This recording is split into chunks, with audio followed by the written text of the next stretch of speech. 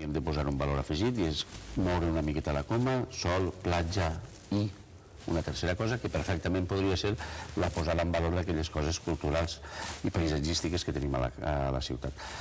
És veritat que Castelló no té una arquitectura espectacular, però ara és veritat que en els últims anys és un mèrit del Partit Popular que no ocultem, ha anat fent que vagin apareixent en la ciutat alguns edificis que tenen una entitat pròpia arquitectònicament com per a fer atractiu el projecte, però nosaltres seguim pensant que cal fer una aposta per posar en valor el projecte cultural, el valor arquitectònic de la ciutat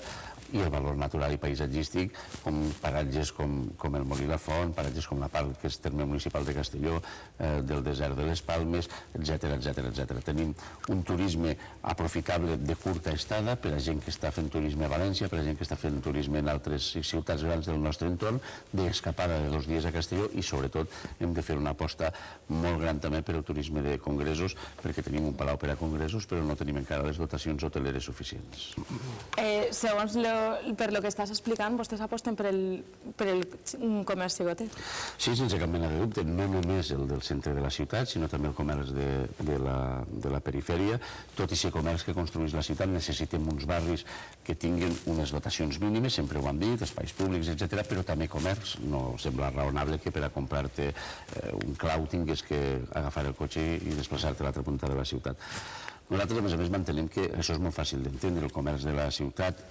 se deixa els diners en la ciutat, l'altre comerç se l'emporta fora els beneficis per a fer altres grans superfícies, i posem l'exemple, el traslladem al món de la política. Nosaltres diem que el Partit Popular i el Partit Socialista, que són els partits més grans de la ciutat, són com les grans superfícies, i que els seus guanys a Castelló, en diputats, en regidors, servissin per aconseguir presidències de govern, per aconseguir prebendes ací, per aconseguir diputacions allà, i per a créixer dins del partit. I nosaltres som el comerç de la ciutat, la gent del bloc no tenim més espai polític que la nostra pròpia ciutat. Ens presentem a l'Ajuntament de Castelló per a treure un grup important de regidors i regidores i per a fer-me a mi alcalde, perquè tots els guanys electorals que nosaltres anem a treure en aquestes eleccions se reinvertiran en la ciutat, perquè el nostre objectiu és Castelló. Ho diu el nostre eslògan, Castelló primer.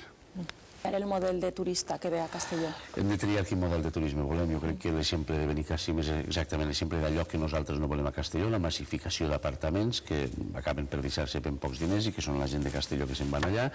i tenim encara una possibilitat, ja que arribem tard, ja que no hem sigut capaços d'incorporar-nos en el boom dels 60 i 70 del turisme internacional. Castelló no va ser àgil en aquest moment per a fer-ho, ara tenim l'oportunitat històrica de fer-ho i podem triar quin tipus de turisme volem. I volem un turisme de qualitat que se deixi dinerets en la ciutat. A nosaltres el turisme que es diu de tortilla i alpargata ens aporta ben poc, tenim un valor